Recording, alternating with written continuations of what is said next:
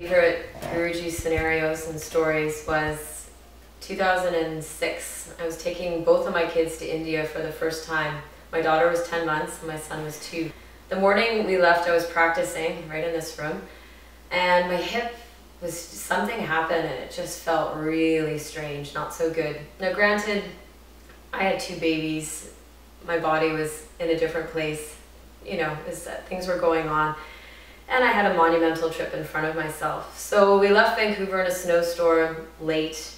It never snows in Vancouver, or very rarely. Arrived Calgary in another snowstorm, rushed to the gate, arrived Heathrow in a windstorm, had to run to the next gate. Finally got to Bangalore. It was probably one of the craziest travel days of my life with 2 kids, small baby.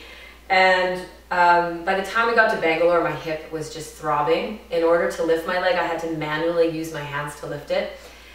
Waiting for the luggage, no luggage. So there I've got 2 kids, my husband, no luggage, and we're off to Mysore. It's kind of I thought to myself, what am I doing? Am I completely nuts? It's a pretty long trip from Vancouver to get to India. It's not a, it's a journey. And we arrived in Mysore. Jeff and Harmony let me a yoga mat, no luggage.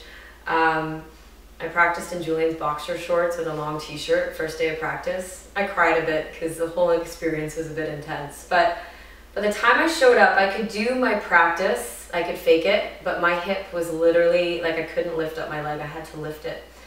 And the room was heaving, it was in the new Shala, so it was fairly packed that day. Guruji was teaching, Sharat was teaching.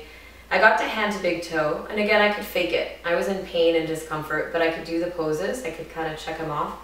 And in that entire room of people, many people had just begun practicing who were struggling in lots of poses. There I am standing in Uttita Hasta, hand to big toe. Up comes Guruji, takes my heel, holds my leg, brings my leg to the side, first side, gives me a lot of support, doesn't say anything, makes his normal grunt. Other side, finished practice somehow. Our luggage eventually arrived 3 days later, but before even our luggage arrived, the next day I felt a little better. 2 days later, pain was completely gone. And why Guruji picked me out of the entire masses of people in that room to adjust me in Uttita Hasta that day, it was interesting because I haven't been adjusted in that pose in years. But he knew. Energetically, my body was a mess. And he could feel that. I strongly believe it was one of those moments where he could have adjusted a million people that day, but no, he chose to adjust me. And 2 days later, pain gone. The Mysore journey continues. He really understood how to read a body's energy. And he was amazing that trip. I just had 2 children.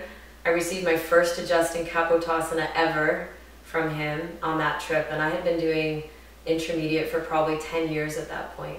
But he knew things were different, and he planted seeds in those trips. So that 2 years later, I was doing Kapotasana back at the studio here in Vancouver.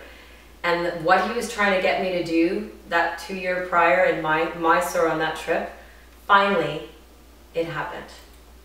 And he had passed on at that time. He was probably no longer even living, perhaps, but that was amazing. He knew my body was different, and he helped me on so many levels that trip.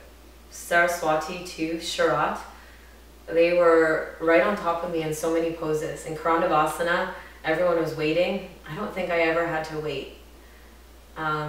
They were so therapeutic, so healing, so restorative for me on that trip with 2 small babies. It was one of my most amazing trips.